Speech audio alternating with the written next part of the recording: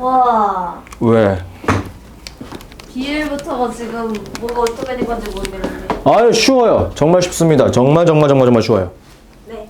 사실 조금 어렵긴 해. 난이도가 조금은 있어. 그냥 따라와봐. 그렇게 어렵지 않게 설명을 해줄게.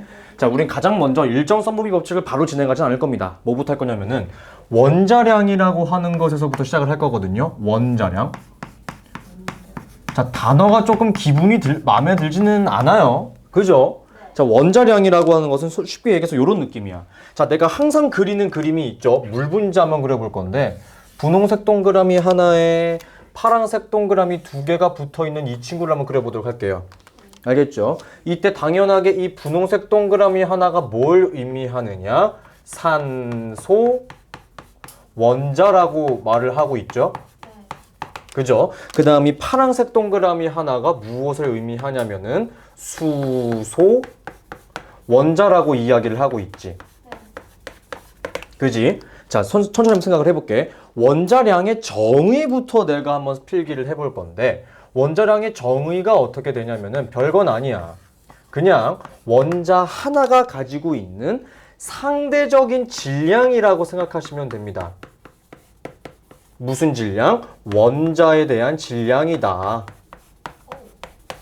자, 그럼 우리는 원자의 질량을 어떻게 구해야 되는지에 대한 그 방법도 굉장히 중요하겠죠. 우리는 중학교 2학년 때부터 주기율표라고 하는 것을 정말 열심히 암기를 해왔어야만 합니다. 그죠? 기억을 잘 못하시더라도 따라와 주는 게 중요할 것 같아. 자, 그런데 그 주기율표를 잘 암기하시다 보면은 원자마다 가지고 있는 고유한 무엇이 존재하느냐? 원자 번호라고 하는 게 존재하지. 네. 그죠? 수소는 몇 번이야? 1번이죠. 맞아요. 그런 것들을 우리가 원자 번호라고 이야기할 거 아니야? 그 원자 번호에 곱하기 2, 두 배를 한 것이 바로 무엇이다? 원자량이라고 하는 거야. 자, 굉장히 좋은 질문이에요. 쌤, 그럼 수소는 2예요? 나쁘지 않게 대답을 한 거죠. 근데 잘 들어봐. 대표적으로 나오는 건데 몇 가지 한번 이야기를 해볼게. 혹시 산소가 몇 번인지 아니? 산소는 8번이야. 그럼 곱하기 2 해주게 되면은 질량이 얼마 나와야 돼? 16 정도 나와야 되겠지. 그지? 네. 그 다음 질소 같은 경우는 몇 번이냐면은 7번이야. 그럼 질량 얼마 나와줘야 될까? 14 나와줘야 되겠죠. 그죠? 근데 여기서 굉장히 중요한 거 세 번째, 예외라고 하는 게 몇 가지가 있어요. 예외. 대표적인 예외 상황이 누가 나오냐면은 방금 질문해줬던 수소라고 하는 친구의 상대적인 질량은 얼마 나오냐면 그냥 1이에요. 얘만 예외입니다. 그 다음 이따가 시험 문제 나오게 될 건데 구리라고 하는 친구는 우리 몇 번인지 제대로 몰라요. 그죠? 구리는 64의 질량을 가지게 된다는 거 하나 알아두셨으면 좋겠습니다. 이해됐나요? 금쌤 32인가요? 라고 질문하려고 그랬죠? 근데 굳이 그런 것까지 알 필요도 없이 그냥 64만 암기해주시면 좋겠습니다. 예외 2개만 암기해두는 게 편할 거예요. 알겠지? 자, 갑자기 내가 뜬금없이 이거를 왜 이야기를 했냐면은 우리가 오늘 공부하려고 하는 바로 이 일정 성분비 법칙이라고 하는 게 요 내용을 반드시 포함하고 있기 때문에 그래요. 일정 성분비 법칙이라고 하는 겁니다. 자, 천천히 한번 내가 이야기를 해보도록 할게요. 만약에 이 일정 성분비 법칙이라고 하는 것에 대한 정의부터 내가 한번 설명을 해볼게. 자, 일정 성분비 법칙의 정의는 뭐냐면은 어떠한 물질이 만들어져 생성되려고 할 때 물질이 생성될 때 무엇이 항상 법칙으로 작용되고 있냐면은 일정한, 잘 들어, 일정한 무슨 비가 성립이 하고 있냐면은 우리가 지금 공부하고 있던 게 방금 전에 공부했던 게 원자의 질량이라 그랬잖아. 그래서 일정한 질량비라고 하는 것이 작용되고 있어요. 아시겠습니까? 아직까지는 뭔가 느낌이 잘 안 올 것 같아. 그지? 자, 쉽게 얘기를 해볼게. 만약에 우리 지구라고 하는 행성에서 이 물이라고 하는 것이 짜잔 하고 발견이 되었다라고 해보자. 그럼 물은 무조건 어떤 분자식을 이루고 있습니까? H2O라고 하는 것을 이루고 있는 거죠. 그죠? 따라서 무조건적으로 산소 원자 하나에 수소 원자 두 개가 붙어 있는 모양일 거야. 그죠? 그래서 생각을 한번 해봐. 실제로 화성이라고 하는 행성에는 물이 흘렀던 흔적이라고 하는 게 있거든. 그럼 그 화성에 존재하는 물 분자도 반드시 이렇게 생겼겠죠. 당연히 이게 물이겠죠. H1O라고 하는 게 물이겠습니까? 그럴 수가 없어. 그건 물이 아니란 말이야. 즉 어느 장소에서든 어떠한 물질이 생성되기 위해서는 반드시 산소 원자 하나에 수소 원자 두 개가 반드시 결합되어 있을 거야. 그죠? 즉 어떠한 물질을 생성하기 위해서는 항상 이렇게 일정한 질량비라고 하는 것이 성립이 될 것이다. 요게 바로 일정 성립의 법칙이야. 알겠습니까? 자, 이거를 조금 더 쉽게 설명을 한번 해보자면, 자, 요거는 적어주면 좋아요. 세 번째, 일정 성분비 법칙의 쉬운 설명이야. 간단하게 나 요렇게 항상 이야기를 하거든요.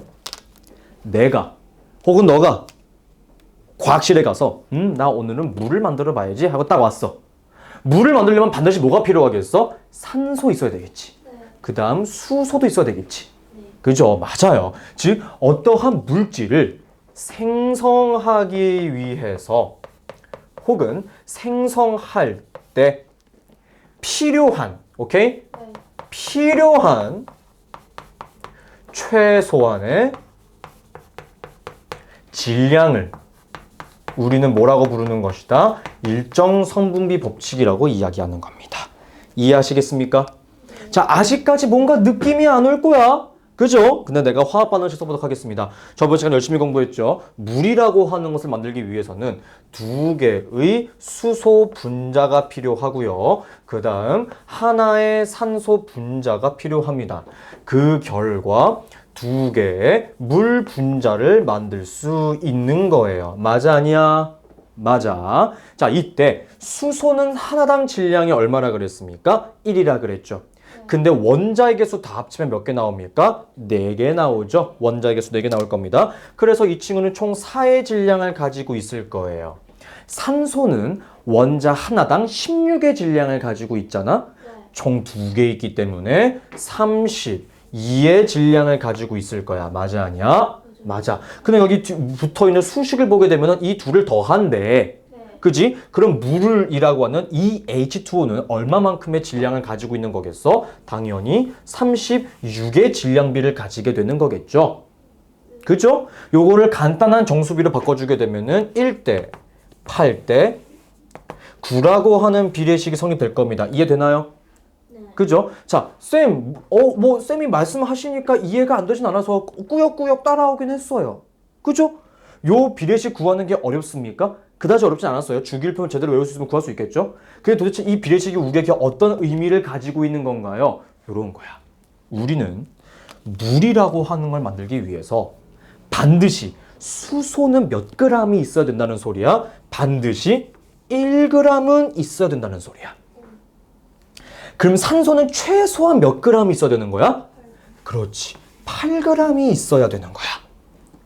그럼 물은 최소한 몇 g이 만들어질 수 있는 거야? 반드시 9g 만들어지는 거야. 이해됩니까? 최소량이고 그럼 네. 4랑 30이 평균량이에요? 이건 이제 평균량이라기보다는 비율을 그냥 바꾼 거라고 생각하시면 되겠죠. 그죠? 이런 느낌으로 생각하시면 되는 겁니다. 그럼 쌤 무조건 9g만 선되나요? 아니 뭐 0.1, 0.8, 0.9 할 수도 있겠죠. 어찌됐든 간에 이 비례식에 성립하여 물질이 만들어진다는 겁니다. 항상. 아시겠습니까? 이런 느낌이 굉장히 중요할 것 같고요. 자, 그 다음 세 번째로 설명할 것은 뭐냐면은 이 일정 성분비 법칙이 가지고 있는 가장 중요한 여러 가지 특징들에 대해서 내가 설명을 한번 해보려고 해. 특징. 자, 지금 곰곰이 잘 분석을 해봐. 첫 번째, 우리가 지금 저 화학 반응식을 성립을 완벽하게 그려놓고 원자량, 원자의 상대적인 질량을 계산하기 위해서 우리는 분자의 개수를 셌어? 원자의 개수를 셌어? 원자의 개수를 셌죠. 그죠? 따라서 일정 성분비 법칙에서는 원자의 개수가 상당히 중요하다라는 거 하나 이야기하고 싶어요. 이해하시겠죠? 됐습니다. 자, 그 다음은 되게 단순한 질문을 한번 해보도록 할게. 내가 지금 물질을 만들 때 필요한 거라 그랬잖아. 우리 설탕물이라고 하는 것도 하나의 물질이긴 하죠.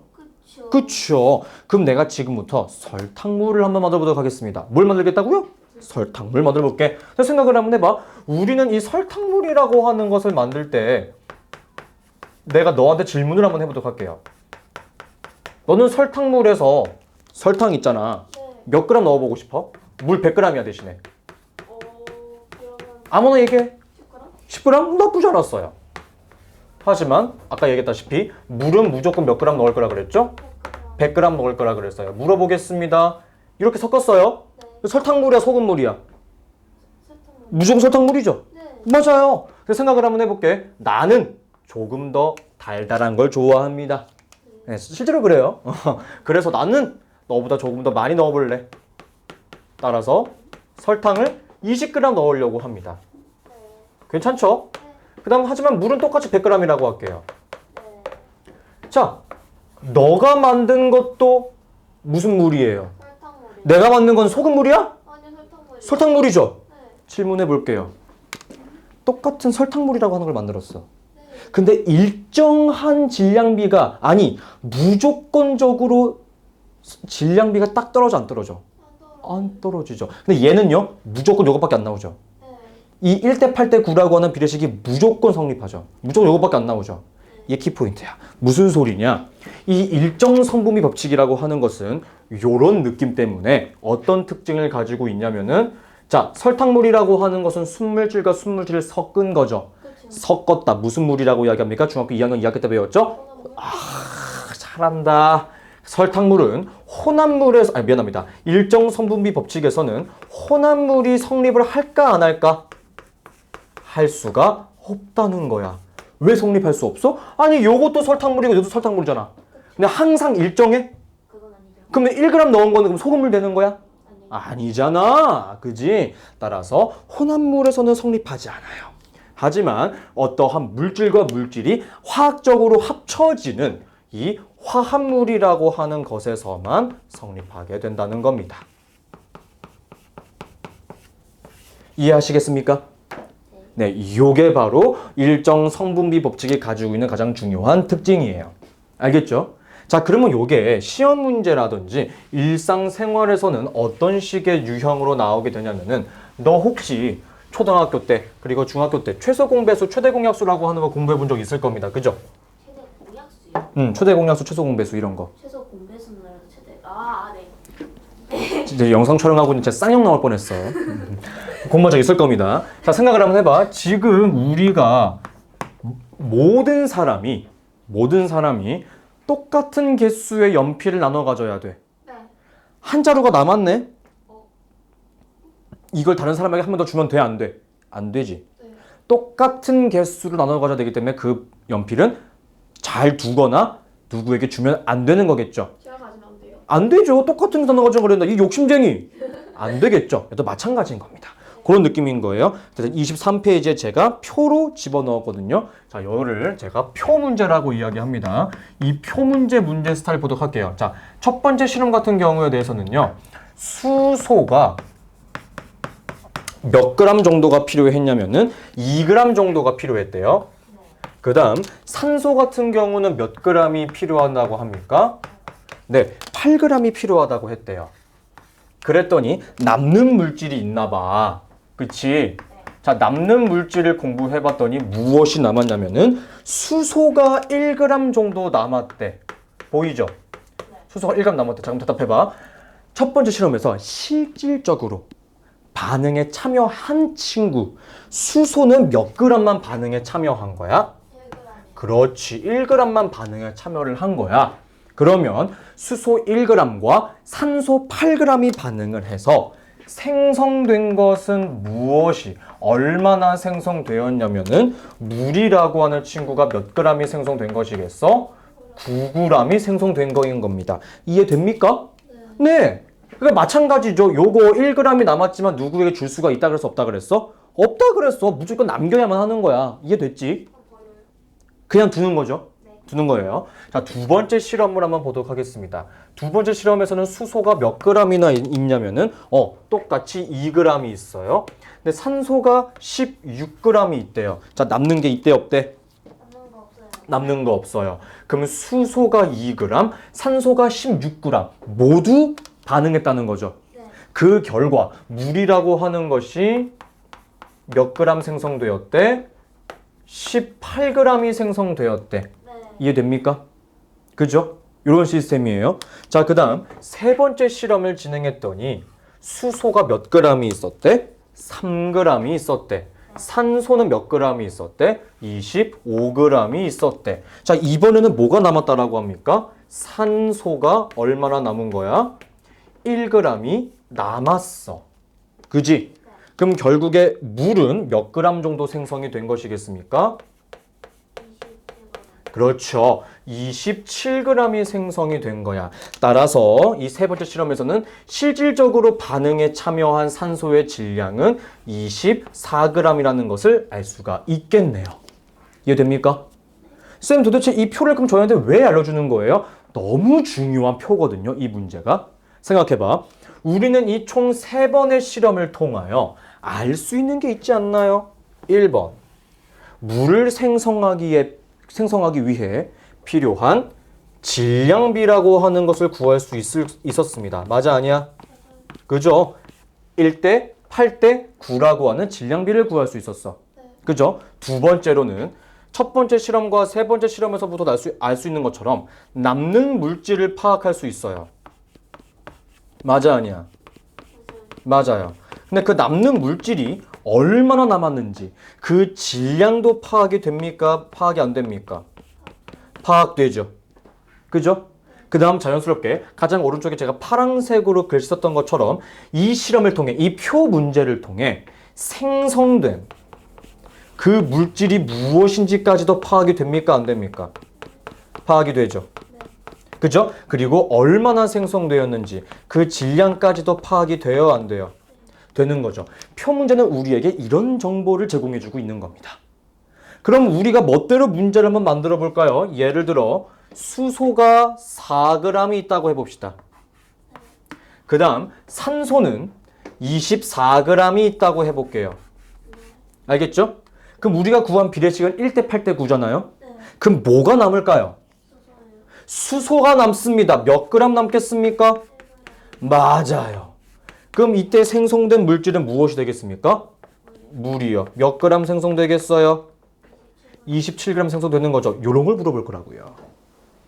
됐어? 그러니까 누가 남고 몇 그램 남았고 뭐가 생성되고 몇 그램 생성될 것인지. 오케이?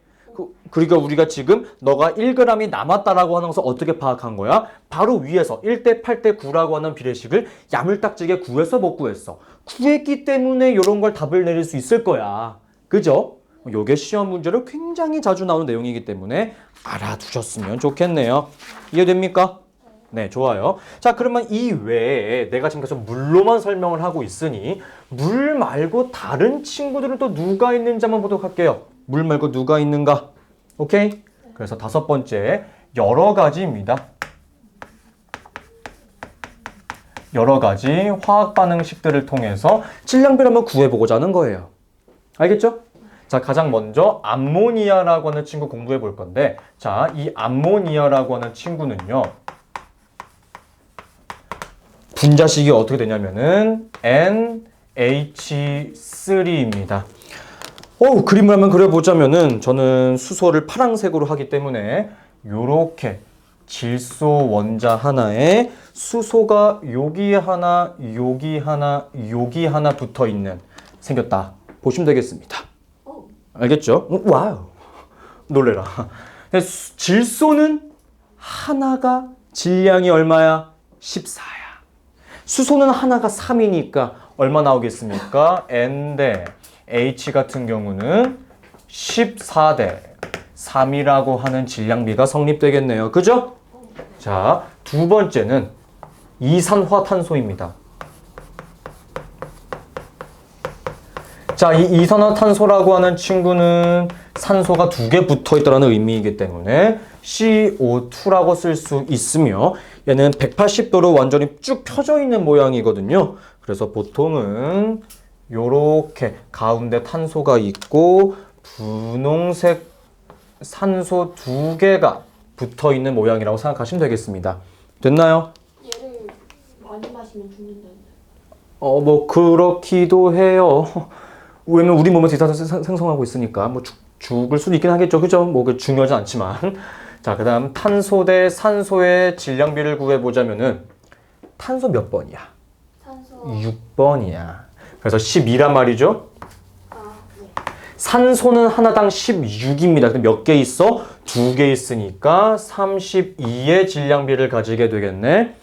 따라서 약분해주게 되면 몇 대 몇 나오는 거야? 3대 8이라고 하는 질량비가 나오게 되겠네. 그죠? 좋아요. 자, 그 다음 세 번째는 산화구리라는 친구가 있어요.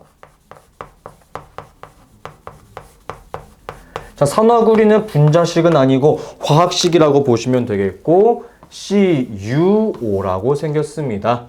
그래서 조금 더 크게 그릴게요. Cu 원자가 조금 더 크고요. 산소는 조금 작다. 이런 식으로 그려주시면 되겠습니다. 자, 아까도 얘기했지만 구리의 상대적인 질량비가 얼마 나오냐면 64입니다. 그 다음 산소는 하나가 16이기 때문에 정확히 4대 1이라고 하는 질량비가 그려지게 되는 거죠. 이해됐나요? 자, 쟤네들은 이왕이면 암기해 두시는 게 조금 더 편할 수도 있긴 할 겁니다. 근데 저는 암기하는 걸 그다지 추천하지는 않아. 왜? 어차피 너네들은 고등학교 1학년 올라가서 주기율표 다시 공부해야 돼. 처음부터. 또 나오거든, 주기율표가. 정말 중요하게 나오기 때문에 그냥 지금 주기율표로 공부를 하세요. 아시겠죠? 1번부터 20번까지는 무조건 암기하는 걸 난 추천드리겠습니다. 알겠지? 요거야. 자, 그 다음 요거 한번 가보자. 뭐냐면 그 다음으로 자주 나오는 문제 스타일은 볼트와 너트라고 하는 시험 문제가 나오게 될 거예요. 자, 이 문제는 생각보다 그다지 어려운 스타일은 아니지만 학생들이 의외로 많이 틀려하는 경우가 있는데 뭔지 한번 설명 들어볼게요. 볼트와 너트 문제입니다. 자, 볼트와 너트라고 하는 것은 나사랑 나사 메워주는 친구라고 생각하시면 돼요. 이거 어렸을 때 보면 뭐 로봇 같은 거 장난치는 애들은 좀 아닐 수 있긴 한데 어렵진 않고요. 자, 우리는 볼트를 뭐라고 부를 것이냐? B라고 할 겁니다. 너트를 뭐라고 할 것이냐? N이라고 할 거예요. 자, 간단하게 그림으로 한번 설명을 해보게 되면은 요게 볼트입니다. 볼트 하나에 너트가 2개씩 결합하고 있어요.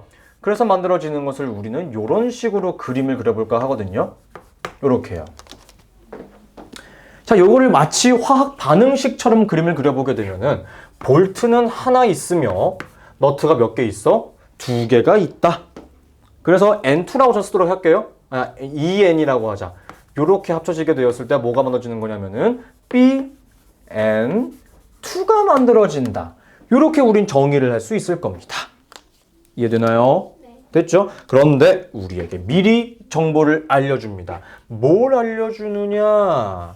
볼트 하나의 질량이 2g이고요. 너트 하나의 질량을 3g이라고 하자. 보통 이런 경우는 많지 않거든. 볼트가 더 무겁기는 해. 그냥 나 이렇게만 바꿔볼래. 알겠지?